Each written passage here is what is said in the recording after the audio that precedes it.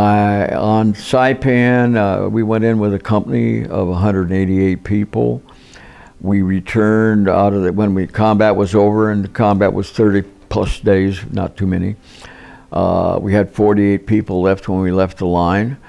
The difference between 48 and 148, about half of those were killed, and the other group were a lot of heat casualties, and of course the regular kinds of casualties.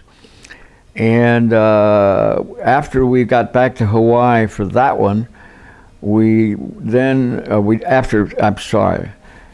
Saipan, we stayed there for about 2 months and lived in our pup tents that we had, and ate C rations and A rations and all different kinds of rations.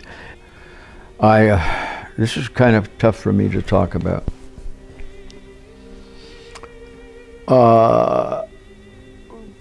It was very difficult to get any kind of a prisoner, and the local people and any Japanese, of course, that were there were terrified of the Americans.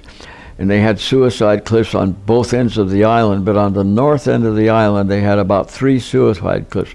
2 of them were on land, but 1 was on the ocean. And the one that was on the ocean, I had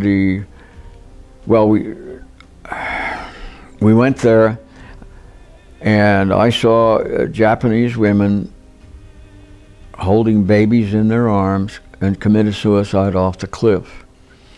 I went back to Saipan in 2015. I went up to that cliff, and I was able to see the cliff again, and it was kind of tough visualizing it and whatnot. But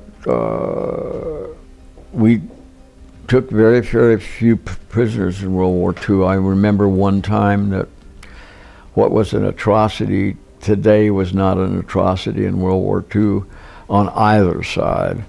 And I remember one time seeing 4 Japanese come out that were pretty much just clad in underwear or shorts, whatever you want to call it. One of them had a bamboo stick with a bayonet on it, and one of the people that I was with, not me, one of the people I was with said, "You're not going to take my place on a boat back to the States," because we didn't capture very many prisoners, and shot all 4 of them and killed them. And it's just kind of a bit sad thing, but when the war was over and I was getting ready to come home, I had to go to Saipan for to wait for the ship.